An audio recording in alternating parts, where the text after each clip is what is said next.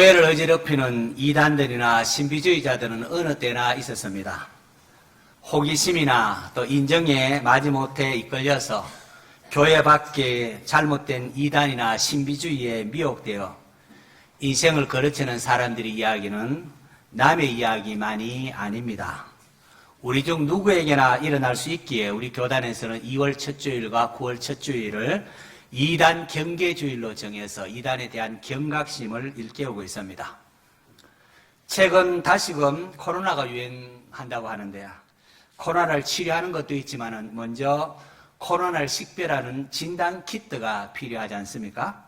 마찬가지로 이단들과 신비주의에 빠진 자들, 그들을 재교육하는 프로그램도 필요하지만 먼저 이단과 신비주의자들을 식별할 수 있는 것이 필요하다 생각합니다.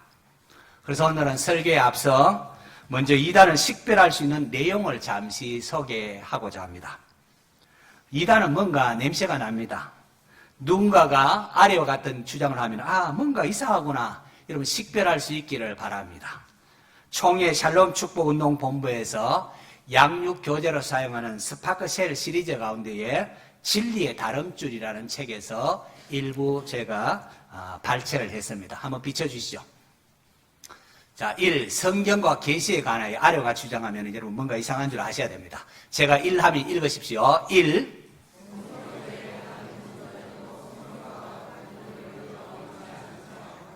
2.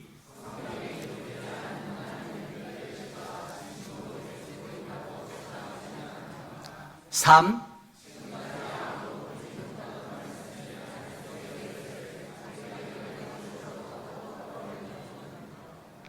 '이런 거 주장하면 이상하구나 이러면 늦게 하셔야 됩니다. 자, 두 번째로 계속해서요. 3위 하나님에 관하여 1.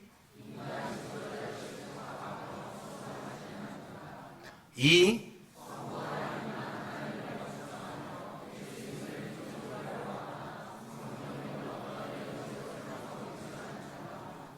'또 넘어갔어요. 인간과 죄에 관하여 1. 2.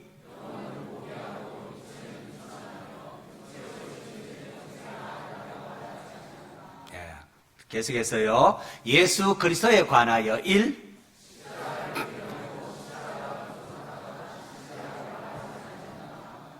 2.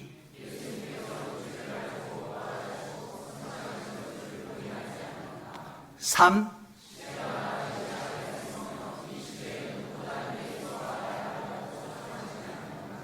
넘어가 이제 구원에 관하여 1.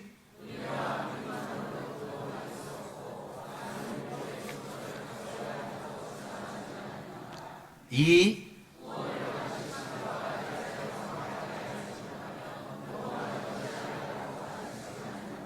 3.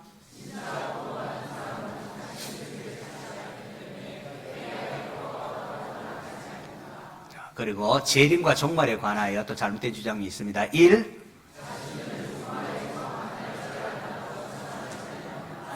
2.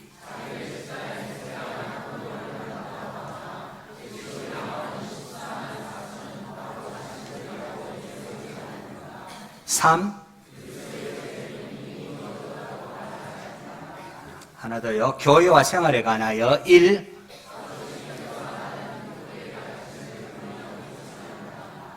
2.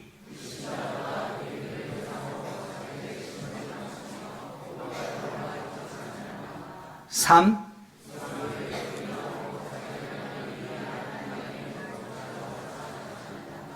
4.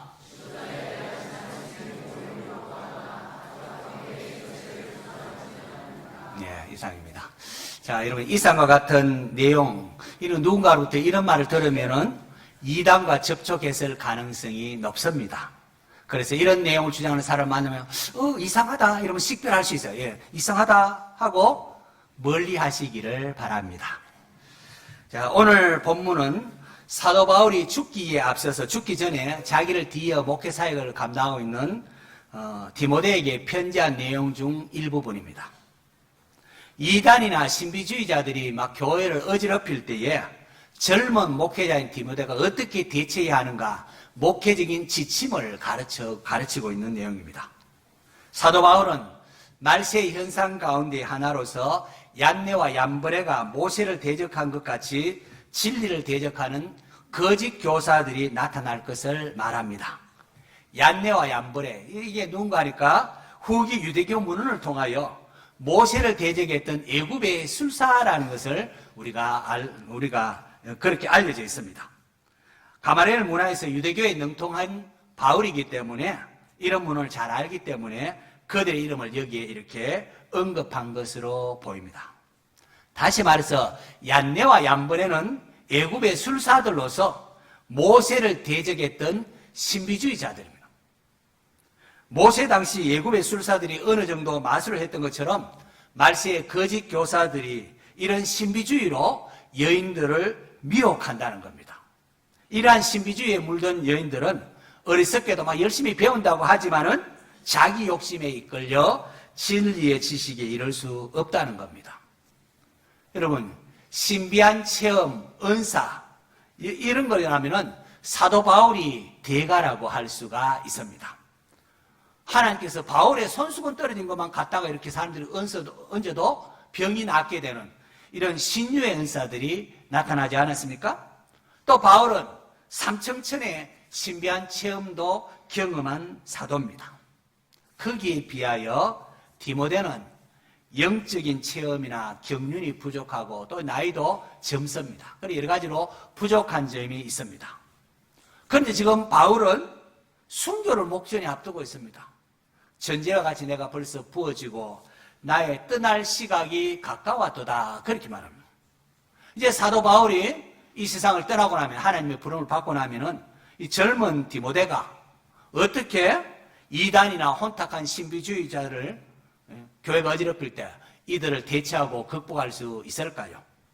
그 비결이 무엇인지 디모데후서 3장 14절 이하의 말씀이 바로 그겁니다. 그러나 너는 배우고 확신한 일에 거하라. 너는 내가 누구에게 배운 것을 알며. 이 디모데가 누구에게 배웁니까? 바울에게 배우고 사도들로부터 배우지 않습니까? 이런 사도들의 가르침을 기록한 게 신약 성경입니다. 또 어려서부터 성경을 알아나니, 여기 성경은 아직까지 구약 성경을 말하고 있습니다.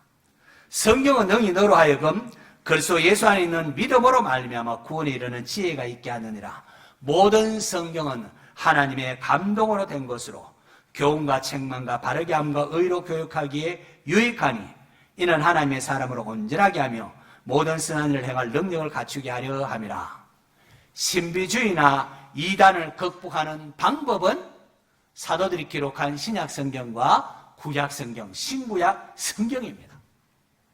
물론 이단들이나 신비주의들 가운데도 자기들도 성경을 중시한다 하기도 합니다. 하지만 그들은 성경보다도 교주들이나 자신의 체험을 더욱 중요시합니다. 그리고 말씀을 해석할 때에 앞뒤 문맥이나 또는 이 말씀이 주어진 시대적 상황, 이런 것은 다 고려하지 않은 채 자기 마음대로 몇몇 그냥 성경 구절을 짜집기해서 오용을 합니다. 여러분, 사람이 똑똑한 것 같아도 이런 점에 참 어리석습니다. 대학 교수, 박사도 소용이 없습니다. 이단들이 자신들의 교주, 자신들의 선생이라는 사람을 막 우상하고 자기 집단만을 추종하도록 하는데도 그건 모르고 그냥 아멘하고 쫓아갑니다. 바울은 말세의 거짓 교사와 그의 가르침을 분별하라고 하면서 디모데에게 다름 아닌 신구약 성경을 제시하고 있습니다.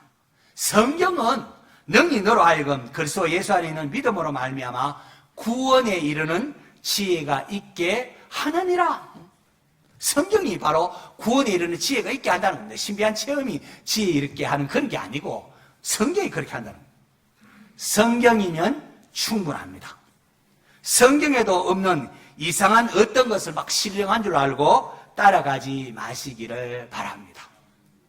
개혁교회가 채택해온 12신조, 12가지 신조 가운데 그 첫 번째가 1조가 신구약 성경은 하나님의 말씀이니 신앙과 본분에 대하여 정황무한 유일의 법칙이다. 신구약 성경이 하나님 말씀으로서 우리의 신앙과 본분에 대하여 정황무한 유일의 법칙이다. 그렇게 말하고 있습니다. 우리의 신앙생활의 표준을 이 성경에 두지 아니하고 뭐 환상이라든지 어떤 신비한 체험이라든지 어떤 교주가 어떤 말씀 봤다는 이런데 두면은 고린도 교회와 같이 사도 바울의 마음을 아프게 하고 육신에 속한 자라는 책망을 받게 되는 것입니다. 사도 바울 은사를 자랑하는 고린도 교회를 향하여 형제들아 내가 너희를 위하여 이 일에 나와 아볼로가 본을 보였는데 이는 너희로 하여금 기록된 말씀 밖으로 넘어가지 말라 한 것을 우리에게 배워서 서로 대적하여 교만한 마음을 가지지 말게 하려 함이라고 했습니다. 한번 따라할까요? 기록된 말씀 밖으로 넘어가지 말라. 이게 중요합니다. 기록된 말씀 밖으로 넘어가면 안 됩니다. 신비주의는 하나님의 말씀으로 만족하지 아니하고 또 다른 어떤 것을 자꾸 추구하게 만듭니다. 듣도 보도 못한 이상한 것을 추구하게 합니다. 가령 자신이 천당과 지옥을 보고 왔다고 하면서 천당은 이러하다 그렇게 한다고 합시다. 자, 그런 주장을 하는 사람 만나면은 여러분은 어떻게 반응합니까? 물론 우리는 막 기도를 하든지 꿈이나 환상 가운데 이러한 경험을 할 수가 있습니다. 할 수 있습니다. 그럴 때, 이야, 정말 신기하다 하고 그 사람이 주장하는 것을 추정하며 따르시렵니까? 하나님 왜 그 사람에게 그런 천당과 지옥을 보여줬을까요? 천당과 지옥이 있는 것을 보았다면은 이 땅 살아나갈 때 힘들고 어려워도 끝까지 잘 참고 성경의 가르침 따라서 하나님을 사랑하고 이웃 사랑을 실천하며 살라는 겁니다. 거기까지가 간증의 한계점입니다. 그런 심야한 체험하면 그래요. 그럼 하나님 말씀 잘 살면 우리가 함께 살아야 되겠냐고 거기까지 가야 합니다. 그 이상으로 나아가면은 위험합니다. 천국에 가보니까 이렇더라 저렇더라. 그건 어디까지나 그 사람의 주관적인 체험이라는 걸 아셔야 됩니다. 그것이 마치 성경처럼 객관적인 진리양 추구하면서 천국의 1층에는 누가 살고 2층에는 누가 살고 이런 식으로 신학을 세우면은 이단되는 겁니다. 이단되는 겁니다. 한국교회는 이런 점에서 실수를 참 많이 했습니다. 제가 학창시절 대학교 1, 2학년 때 냉동권사라는 사람이 사람이 죽었다가 다시 살아났는데 자기 죽었을 때 천국과 지옥을 봤다고 하면서 막 온 교회를 간증한다 하면서 휘젓고 다녔습니다. 또 펄시 콜레 박사가 쓴 내가 본 천국이라는 서적이 막 기독교 서점에서 많이 팔리기도 했습니다. 제가 또 그 책도 읽고 또 냉동권사는 집회도 가보고 했지 않습니까? 또 최근에는 또 어떤 여자 목사가 자기가 천국을 보았는데 천국은 7층으로 되어 있고 새 예루살렘은 백악관과 같이 그렇게 되었다고 주장하는데 많은 사람들이 막 호하고서 그렇게 따른다고 합니다. 이러한 신비주의에 빠지면은 안 됩니다, 여러분. 성경으로 만족할 줄 알아야 됩니다. 성경의 가르침 넘어가면은 안 됩니다. 기록된 성경 밖으로 넘어가면은 안 됩니다. 우리가 은사는 참 좋은 겁니다. 은사는 하나님께서 교회 공동체의 유익을 위하여 주신 겁니다. 그렇기 때문에 남을 가르치기 위하여 깨달은 마음으로 5마디 말하는 것이 혼자 1만 마디 방언하는 것보다 낫다 그렇게 한 것입니다. 믿습니까? 에이, 아무리 그래도 1만 마디 방언은 더 낫지 이렇게 생각하면은 자신의 신앙이 좀 위험한 줄을 여러분 아셔야 됩니다. 예언의 은사에 대해서 좀 혼돈을 일으킬까 봐 좀 말씀드리고 싶습니다. 성경에서 말하는 예언은 언제 무슨 일이 일어난다 그런 식으로 혼돈하는 사람들이 많은데 그렇게 생각하면 안 됩니다. 그렇지 않습니다. 하나님의 말씀은 숙명론적인 것이 아니라 딱 결정된 숙명론적인 것이 아니라 우리 성도들의 삶의 변화를 촉구하는 데 초점이 있습니다. 가령 요나가 3일 길을 기다리는 큰 성읍 니느웨에 가서 40일 지나면 니느웨가 무너지리라 그렇게 하나님 말씀을 예언을 했지만은 니느웨 성이 무너지지 않았습니다. 왜요? 니느웨 백성들이 회개했을 때 하나님께서는 돌이켜서 니느웨 성을 망하지 않게 하셨습니다. 무슨 말입니까? 예언은 사람들을 하나님께 돌이키기 위한 겉면의 강조점이 있다는 겁니다. 자, 이런 점에서 하나님의 말씀을 잘 풀어서 설명해주는 설교가 제일 안전하고 최고의 예언이라고 할 수도 있습니다. 나머지는 분별해서 들어야 합니다. 어디까지나 주관적인 겁니다. 그것을 사도의 가르침이나 성경인 것처럼 절대시하면은 그만 이단에 빠지는 겁니다. 은사는 교회 공동체 유익을 위하여 주신 건데, 만약 그 은사를 가지고 자신을 높이고 자랑하는데, 내가 더 신령한데 이렇게 사용하면은 어떻게 될까요? 그렇게 되면은 교회 공동체를 위하여 준 건데 오히려 교회에 분열을 일으키고 상처를 주게 됩니다. 바울 당시에 고린도 교회가 그랬습니다. 방언하는 사람은, 방언하지 못하는 사람은 아직도 구원받지 못하는 사람이라 이렇게 말하는가 하면은, 신비한 체험을 한 사람은 그렇지 못한 사람보다 내가 더 영적으로 우월한 사람이라 함으로 교회 내 파벌을 형성을 했습니다. 그래서 서로 자기가 더 큰 은사를 가졌다고, 자기가 더 신령하다고 했습니다. 가령 영육이언론에 빠져있는 그 시대상 속에, 황홀경 속에 막 이렇게 방언을 하게 되면 내 영혼이 천국에 들어간 징표다, 이런 식으로 주장을 했다는 겁니다. 바로 이러한 문제로 인하여 바울이 고린전서 12장부터 14장까지 은사장을 쭉 기록해야 됩니다. 교회는, 은사는 교회의 덕을 세우는 데 사용되어야 되고 교회의 질서를 존중해야 하라, 이렇게 말합니다. 무엇보다도 사랑으로 행해야 되지, 사랑 없는 은사는 산을 옮기면 어마어마한 능력이 있다도 다 소용없는 꽝이다, 그런 말을 합니다. 하지만 여러분, 소위 은사에 심취한 사람 입장에서 그 말이 들어오겠습니까? 귀에 들어오겠습니까? 체험하지 못해서 그렇다 하면서 자기들이 더 영적이라 생각하니까 교회 지도자의 가르침을 받으려고 하지를 않았습니다. 여기에 대하여 사도 바울이 은사장을 쭉 말하고 난 뒤에 마무리 결론으로 하는 말이, 만일 누구든지 자기를 선지자나 혹은 신령한 자로 생각하거든 내가 너에게 편지한 이 글이, 고린도전서 이 글이 주의 명령인 줄 알라. 만일 누구든지 알지 못하면은 그는 알지 못한 자니라. 막 그래도 자기가 더 신령한 줄 알고 막 그렇게 생각하면은, 내가 너에게 이 편지하는 이 글이 주의 명령인 줄 알아. 그래도 알지 못하면 그는 알지 못한 자니라. 그렇게 아주 결론 짓고 못을 박아버립니다. 그렇게 하고는 15장으로 딱 넘으면 15장 1절에, 형제들아 내가 너에게 전한 복음을 너희에게 알게 하노니 이는 너희가 받은 것이요 또 그 가운데 선 것이라. 너희가 만일 내가 전한 그 말을 굳게 지키고 헛되이 믿지 아니하였으면 그로 말미암아 구원을 받으리라 하면서 복음으로 돌아옵니다. 형제라 내가 너희에게 전한 복음을 너희에게 알게 하노니 이는 너희가 받은 것이고, 이건 또 새로운 것이 아니라, 새롭게 신랑 그런 게 아니라 이미 너희들이 알고 있는 바로 그것이다.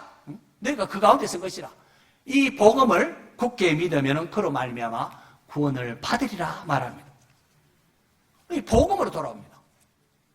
신앙의 본질은 은사나 어떤 신비한 체험에 있는 것이 아니라 오직 복음에 있기 때문에 그렇습니다. 하나님이 자기 독생자 되어준 것보다 더 큰 게 없습니다. 이 복음이 우리를 의롭다함을 받게 하고 하나님의 자녀가 되게 하고 천국을 유업으로 받게 합니다. 신비한 체험이 그런 게 아닙니다. 그렇기 때문에 바울은 은사 문제 가지고 서로 자기가 더 신령하다, 자기가 최고다 주장하는 교인들에게 복음으로 돌아오라고 합니다. 바울은 우리를 구원에 이르게 하는 사도들이 전한 복음을 이렇게 요약합니다. 나나 그들이나 이렇게 전했다면서 그 복음이 뭔가 하니까, 내가 받은 것을 먼저 너에게 전하였나니 이는 성경대로 그리스도께서 우리 죄를 위하여 죽으시고 장사 지는 바 되셨다가 성경대로 사흘 만에 다시 살아나사. 성경대로 그리스도께서 우리 죄를 위하여 죽으시고 성경대로 사흘 만에 다시 살아나. 이것이 사도 바울이나 다른 사도들이 외치고 믿었던 복음이라는 겁니다.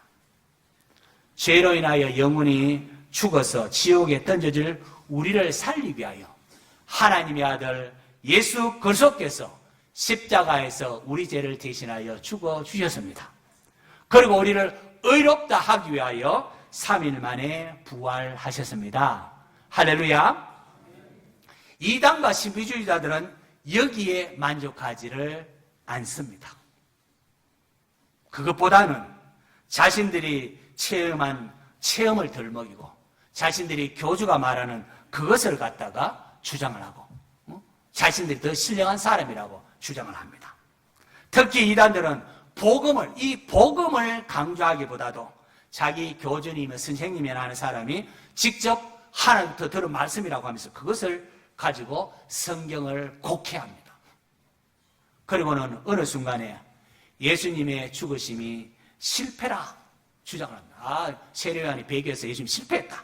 그렇게 하면서 자기 교주를 구원주나 재림주나 보혜사니 이런 식으로 등장을 시킵니다. 그러면서 자기 교주를 신격하며 자기 교주가 하나님께로부터 받은 말씀 이것을 깨달아야 한다. 이것을 알아야 한다는 식으로 주장합니다. 그렇지 않습니다. 여기에 속지 마시기 바랍니다. 성경 분명히 말하기를 다른 복음은 없나니 다만 어떤 사람들이 너희를 교란하여 그리스도의 복음을 변하게 하려 함이라. 그러나 우리나 혹은 하늘로부터 온 천사라도 우리가 너에게 전한 복음, 이미 전한 이 복음 외에 다른 복음을 전하면 저주를 받을지어다 라고 했습니다.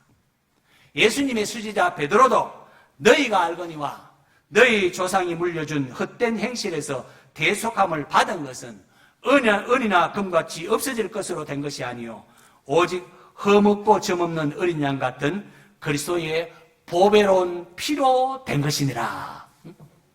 사도 바울의 맨 나중에 사도로 부름받았던 사도 바울도 십자가의 도가 멸망한 자들에게는 미련한 것이요 구원받는 우리에게는 하나님의 능력이라.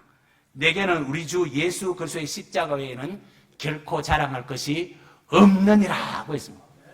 예수님이 죽은 거 십자가의 실패가 아니라는 거예요. 그게 예수님께서 우리 죄를 대속하기 위해 이 땅에 오셨고 그 일을 이루기 위하여 십자가에 피 흘려 죽으셨습니다.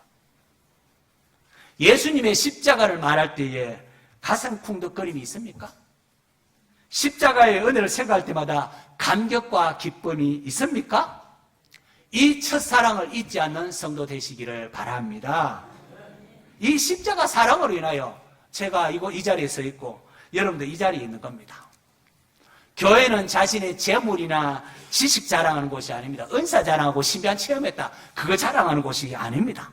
교회는 복음을 자랑하는 곳이어야 합니다. 복음이 우리를 살리고 복음이 우리를 구원하는 하나님의 능력이기 때문입니다. 이단이나 신비주의에 미혹되는 것은 다름 아니라 이 복음의 감격을 상실했기 때문입니다. 하나님이 자기 독생자를 내어줬다는 이 엄청난 이 복음의 감격을 상실했기 때문입니다. 날 위해 독생자가 내어주신 하나님의 사랑과 은혜로 인하여 감격해 하면서 날 원하신 하나님 어떻게 하면 하나님을 기쁘시게 해드릴까? 나에게 베풀 그 은혜를 무엇으로 보답할까? 하면서 하나님 기뻐하시는 율법이 가르치고 있는 하나님 사랑, 이웃 사랑을 실천하는 게 기독교인의 삶입니다. 그런데 교회가 이러한 복음의 능력을 상실하면 이단과 신비주의자가 파고들어갑니다. 여러분, 이단과 신비주의자가 발행하는 이면에는 우리 성도들이 교회가 교회답지 못하기 때문에 빛과 소금 역할을 제대로 감당하지 못하기 때문입니다. 우리의 삶이 바르지 못해. 무슨 저런 사람이 구원받았단 말인가? 우리의 삶이 바르지 못하니까 사람들이 신비한 것, 새로운 것을 추구하는 겁니다. 교회가 세속화될 때마다 이단들이 기성교회를 비판하면서 발언을 합니다. 무슨 저런 사람 구원받다 할 수 있냐 하면서 막 이단들이 발언하고 신비주의가 일어납니다. 열심은 있는데 기성교회에서 만족하지 못하는 자들이 그만 이단이나 신비주의에 미혹이 되어서 인생을 그르치게 되는 것입니다. 복음에 감격하며 복음에 합당한 삶을 살며 복음을 전하는 성도 되시기를 바랍니다. 이제 아이들 개학 맞으면은 이제 이단들과 신비주의 활동에 노출되기가 쉽습니다. 여러분, 이단은 뭔가 냄새가 나게 되어 있습니다.